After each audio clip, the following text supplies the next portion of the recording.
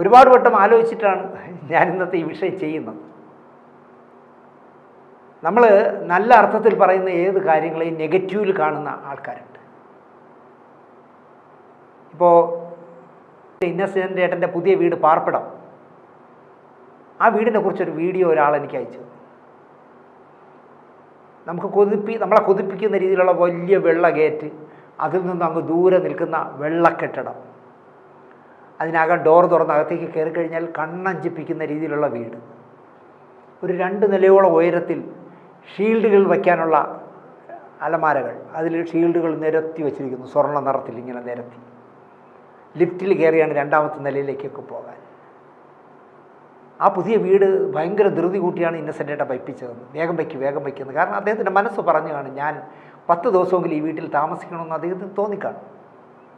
എന്തായാലും കൊതി തീരുന്നതിന് മുമ്പ് അദ്ദേഹം ഈ ലോകം വിട്ടുപോയി.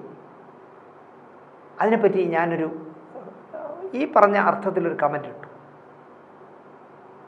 അതിൻ്റെ താഴെ ഒന്ന് ഓരോരുത്തരും ഞാൻ മനസ്സിൽ ചിന്തിക്കാത്ത കാര്യങ്ങളാണ് പറയണത്.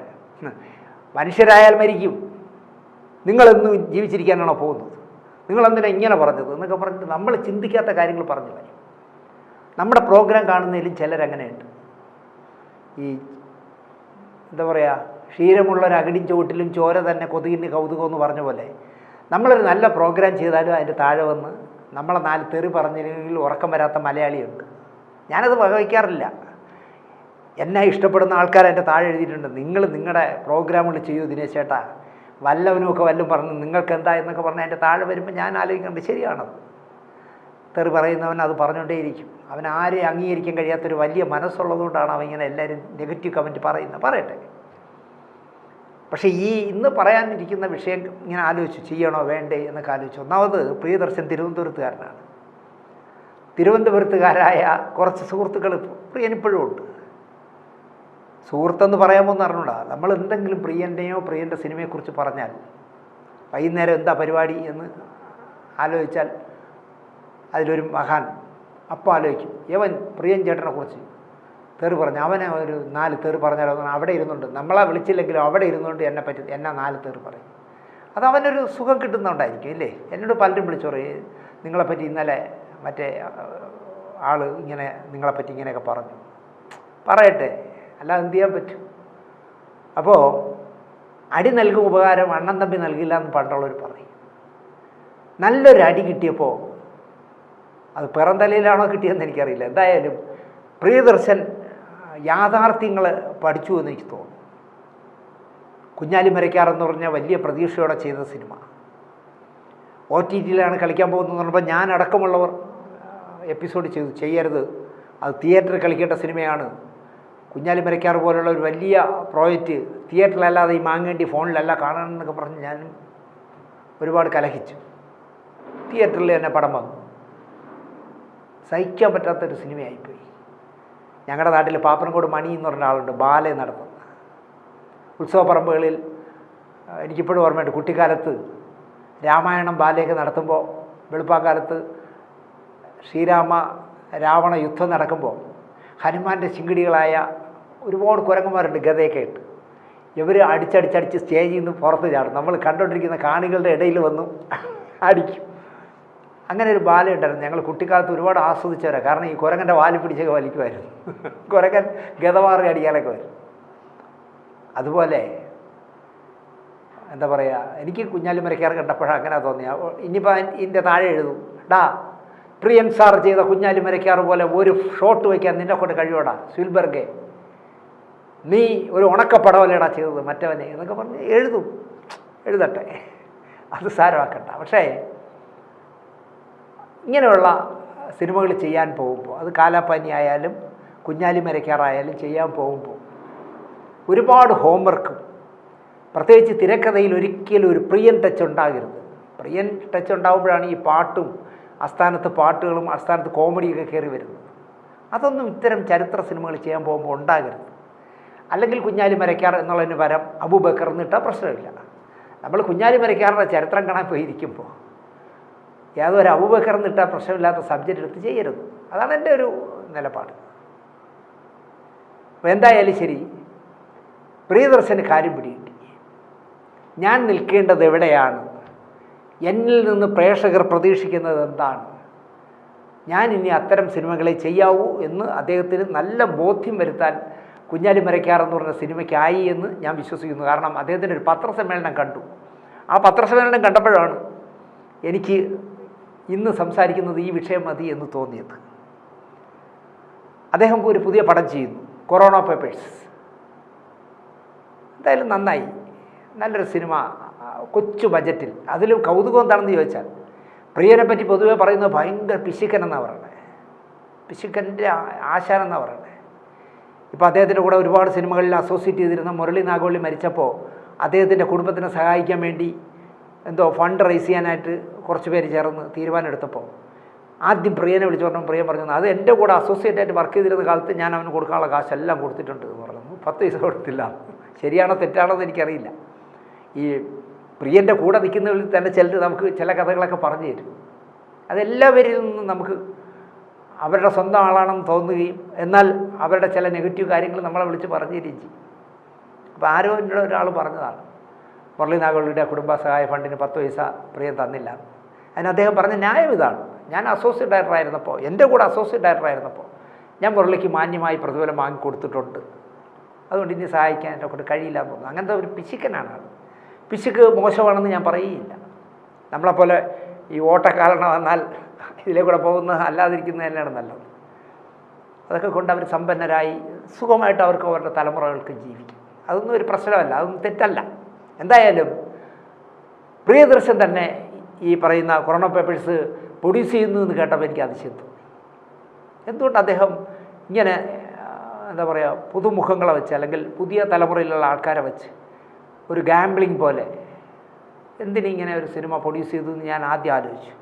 കാരണം ഇപ്പോൾ പ്രിയദർശൻ വിചാരിച്ചാൽ മലയാള സിനിമയിലെ ഏത് നടൻ്റെ ഡേറ്റും കിട്ടും, ഉറപ്പായിട്ട് കിട്ടും. പ്രത്യേകിച്ച് മോഹൻലാലിൻ്റെ ആണെങ്കിൽ ഒരു ബ്ലാങ്ക് ചെക്ക് എഴുതി കൊടുക്കും പോലെ കൊടുക്കും, ചെയ്തോ, കഥ പോലും ചോദിക്കില്ല, അല്ലെങ്കിൽ കഥാപാത്രം എന്താണെന്ന് ചോദിക്കില്ല പ്രിയദർശനോട്. അവരൊരു ഗീവ് ആൻഡ് ടേക്ക് ബന്ധമുള്ളതല്ലേ, നല്ല ഹൃദയബന്ധമുള്ള രണ്ടുപേരാണല്ലോ. മോഹൻലാൽ എന്ത് ചിന്തിക്കുന്നുവെന്ന് മനസ്സിലാക്കാൻ പ്രിയൻ എനിക്ക് വേണ്ടി എന്ത് എഴുതി വയ്ക്കുന്നു എന്ന് മനസ്സിലാക്കാനുള്ള കഴിവ് മോഹൻലാലിനും ഉള്ളതുകൊണ്ട് ഒരു ബ്ലാങ്ക് ചെക്ക് പോലെയാണ് പ്രിയൻ്റെ സിനിമകളിൽ മോഹൻലാൽ അഭിനയിക്കുന്നത്. പ്രിയൻ്റെ സിനിമകളിൽ മോഹൻലാൽ ഒരു സിനിമയിലും മോശമായെന്ന് ഞാൻ പറയുകയില്ല. പക്ഷേ അദ്ദേഹം ചെയ്യുന്നത് ഷൈൻ നിഗം, ഷൈൻ ടോം ചാക്കോ അതുപോലുള്ള പുതിയ ആൾക്കാരെ, ഇപ്പോഴത്തെ പുതിയ തലമുറയിലെ നടീനടന്മാരെ ഇട്ടാണ് ഈ സിനിമ ചെയ്തത്. അറിയപ്പെടുന്ന ആളായിട്ട് സിദ്ദിഖുണ്ട്, മേനകയുണ്ട്, മണിയമ്പിള്ള രാജുവുണ്ട്, അങ്ങനെ കുറച്ച് പേരേ ഉള്ളൂ, നന്ദു പൊതുവാളുണ്ട്. അപ്പോൾ ആ പത്രസമ്മേളനത്തിൽ പ്രിയൻ ശുദ്ധ ദുഷ്ടൻ്റെ ഫലം ചെയ്യുമെന്ന് പറയും പോലെ തുറന്നൊരു കാര്യം പറഞ്ഞു. ഇങ്ങനൊരു പടം തുടങ്ങുന്നു എന്നറിഞ്ഞപ്പോൾ ഇന്നസെൻ്റ് വിളിച്ചിട്ട് ഇവിടെ പ്രിയ, നീ ഈ പിള്ളേരെ ഇന്ന ആളുകളെയൊക്കെ ഇട്ടാണ് പടം എടുക്കണേ, നിൻ്റെ ആപ്പീസ് പൂട്ടും എന്ന് പറഞ്ഞു. കാരണം അമ്മയുടെ പ്രസിഡൻ്റ് ആയിരുന്നതുകൊണ്ട് മലയാള സിനിമയിൽ ദിവസം നടക്കുന്ന എന്തൊക്കെയാണെന്ന് ഭംഗിയായിട്ട് അറിയാവുന്ന ആളല്ലേ, ഓരോരുത്തരെ കുറിച്ച് വ്യക്തമായ ധാരണയുള്ള ആളായിരുന്നു ഇന്നസെൻ്റായിട്ട്. അതുകൊണ്ട് തന്നെ അദ്ദേഹം പറഞ്ഞു, നീ വെള്ളം കുടിക്കും എന്ന് പറഞ്ഞു. പക്ഷേ പ്രിയം പറയുന്നു, എനിക്കൊരു പ്രശ്നവും ഉണ്ടായില്ല, മോഹൻലാൽ എന്നോട് എങ്ങനെ സഹകരിച്ചോ അതുപോലെ തന്നെ പുതിയ തലമുറയിലെ ഷൈൻ ടോം ചാക്കയും ഷൈൻ നിഗവും ഒക്കെ എന്നോട് സഹകരിച്ചു എന്ന് അദ്ദേഹം പറയും. അവിടെ പ്രിയൻ മനസ്സിലാക്കേണ്ട ഒരു കാര്യം, നിങ്ങളൊരു പ്രിയദർശനായതുകൊണ്ടാണ് നിങ്ങളോട് അവരൊക്കെ അങ്ങനെ സഹകരിച്ചത്. അല്ലെങ്കിൽ ഈ പറയുന്ന ഇപ്പോഴത്തെ പുതിയ തലമുറയിലെ ഏറെക്കുറെ എല്ലാവരെ പറ്റിയും പറയുന്നത് എവിടെ ക്യാമറ വയ്ക്കണം, എങ്ങനെ എടുക്കണം, ഏത് സീൻ എപ്പോൾ എടുക്കണം, രാത്രി എടുക്കണത് പകലെടുക്കണോ, പകലെടുക്കേണ്ട രാത്രി എടുക്കണോ എന്നൊക്കെ തീരുമാനിക്കുമെന്നാണ് പറയുന്നത്. പക്ഷേ പ്രിയം പറയുന്നു, എനിക്ക് എൻ്റെ സെറ്റിൽ ഒരു പ്രശ്നം ഉണ്ടായില്ല, മോഹൻലാലിനെ പോലെ തന്നെ കംഫർട്ടബിൾ സോണിൽ നിന്നാണ് ഞാൻ സിനിമ ചെയ്തതെന്ന് പ്രിയം പറയുന്നു. നന്നായി, അതിനപ്പുറം നമ്മൾ പറയാതിരിക്കുന്നതാണ് നല്ലത്. അദ്ദേഹത്തിന് എന്തായാലും ആ അനുഭവം കിട്ടിയല്ലോ, അതുപോലെ എല്ലാവർക്കും കിട്ടണമെന്നില്ല എന്ന് മാത്രം പ്രിയൻ ഓർക്കട്ടെ. 1949 പുറത്തു വന്ന ജാപ്പാനീസ് ചിത്രമായ സ്ട്രേ ഡോഗിൽ നിന്നാണ് പ്രചോദനം ഉൾക്കൊണ്ടുകൊണ്ട് തമിഴിൽ 2017 8 തോട്ടകൾ എന്ന് പറഞ്ഞ് ഒരു പടം വന്നത്. വലിയ വിജയമായിരുന്നു അവിടെ. 8 തോട്ടകൾ, തോട്ട എന്ന് പറയുന്നത് ബുള്ളറ്റാണ്. അത് 2018 കന്നഡയിൽ 8mm ബുള്ളറ്റ് എന്ന് പറഞ്ഞ് കന്നഡയിൽ ചെയ്തു, അതും വിജയിച്ചു. 2021 തെലുങ്കിൽ സേനാപതി എന്ന് പറഞ്ഞ് അത് റീമേക്ക് ചെയ്തു, അവിടെയും വിജയിച്ചു. അപ്പോൾ പ്രിയനെ പറ്റി നിങ്ങൾക്കറിയാമല്ലോ, ദക്ഷിണേന്ത്യയിലെ ഏത് ഭാഷയിൽ ഒരു പടം വിജയിച്ചാലും ആരും അറിയാതെ അപ്പം തന്നെ അതിൻ്റെ റൈറ്റ് എഴുതി വാങ്ങിക്കും. എത്ര രൂപ ആണെങ്കിലും കൊടുത്ത് ആ റൈറ്റ് അങ്ങ് വാങ്ങിക്കും. ഇപ്പം മലയാളത്തിൽ മോഹൻലാലിൻ്റെ അടക്കമുള്ള ദിലീപിൻ്റെ അടക്കമുള്ള ഓടിയ എത്ര സിനിമകളുടെ റൈറ്റ് പ്രിയം വാങ്ങുകയും അത് കൊണ്ടുപോയി ഹിന്ദിയിൽ സൂപ്പർ ഹിറ്റായ സിനിമകൾ ഉണ്ടാക്കി കൊടുക്കുകയും ചെയ്തു.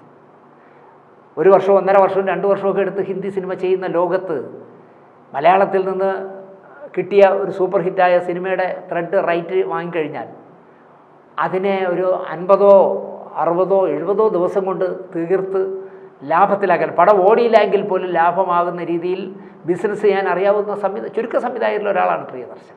അതുകൊണ്ടാണ് അദ്ദേഹം ഒരുപാട് ഹിന്ദി സിനിമകൾ ചെയ്തത്. അക്ഷയ് കുമാറിനെയൊക്കെ വെച്ച് എത്ര സിനിമ ചെയ്തു. അപ്പോൾ എന്തായാലും ഈ പറയുന്ന 8 തോട്ടകൾ എന്ന് പറഞ്ഞ സിനിമ എടുത്ത് മറ്റ് 3 ഭാഷകളിൽ വന്ന ശേഷം ചെയ്യുന്നു. അതിൻ്റെ കഥാകൃത്ത് ശ്രീഗണേഷിൻ്റെ പേര് പോസ്റ്ററിൽ വെച്ചതിനെക്കുറിച്ച് ആ സംവിധായകൻ പറയുന്നു, എൻ്റെ പടം റീമേക്ക് ചെയ്യാനായിട്ട് റൈറ്റ് വാങ്ങിയിട്ട് എനിക്ക് കാശ് തന്നു, പടത്തിൻ്റെ ടൈറ്റിലിൽ പേരും കാണിക്കുമായിരിക്കും, അത്രേ അവിടെ കൊണ്ട് അവസാനിക്കും. പക്ഷേ പോസ്റ്ററിൽ വരെ പ്രിയം സാർ എൻ്റെ പേര് വെച്ചു എന്ന് പറയുമ്പോൾ എനിക്ക് അഭിമാനമുണ്ട് എന്നാണ് അദ്ദേഹം പറയുന്നത്. അങ്ങനെ ഈ പടം ഈ 4-ാം തീയതി എന്താണ് റിലീസ്, ഏപ്രിൽ 4.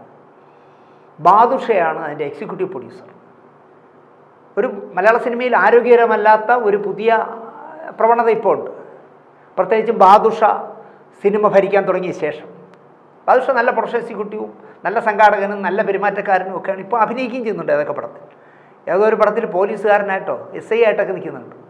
അതൊക്കെ ചെയ്യട്ടെ. പക്ഷേ ബാദുഷ വന്ന ശേഷം ഇപ്പോൾ സംഭവിച്ചിരിക്കുന്നത് ഈ നീരാളി പിടിക്കുന്ന പോലെ മലയാള സിനിമ മൊത്തത്തിൽ ബാദുഷയുടെ കൈപ്പിടിയിലേക്ക് ഒതുക്കുന്ന ഒരു പ്രവണത നടക്കുന്നു എന്ന് പറയുന്നു. ഒരുപാട് പേര് വിളിച്ച് എന്നോട് പരാതി പറയുന്നു. പരാതി പറഞ്ഞ പലരും എന്നോട് പറഞ്ഞു, സാർ റെക്കോർഡ് ചെയ്തോളൂ, എൻ്റെ പേര് കൂടി പറഞ്ഞാലും പ്രശ്നമില്ല സാർ, ആർട്ടിസ്റ്റുകളെ ഒറ്റ ആർട്ടിസ്റ്റിനെ കിട്ടുന്നില്ല സാർ, എല്ലാവരുടെ ഡേറ്റും ബാദുഷ ബ്ലോക്ക് ചെയ്ത് വെച്ചിട്ട് ബാദുഷയുടെ ഔദാര്യത്തിന് നമ്മൾ ചെയ്യേണ്ടി വരുന്നു സാർ, അല്ലെങ്കിൽ ബാദുഷയെ എക്സിക്യൂട്ടീവ് പ്രൊഡ്യൂസർ ആക്കണം സാർ, പിന്നെ OTT വിറ്റ് കൊടുക്കൽ, എന്തൊക്കെയോ തരികടകൾ ഇപ്പോൾ ബാദുഷയുടെ പേര് കേൾക്കുന്നു. എനിക്ക് ബാദുഷയെ ഭയങ്കര ഇഷ്ടമായിരുന്നു.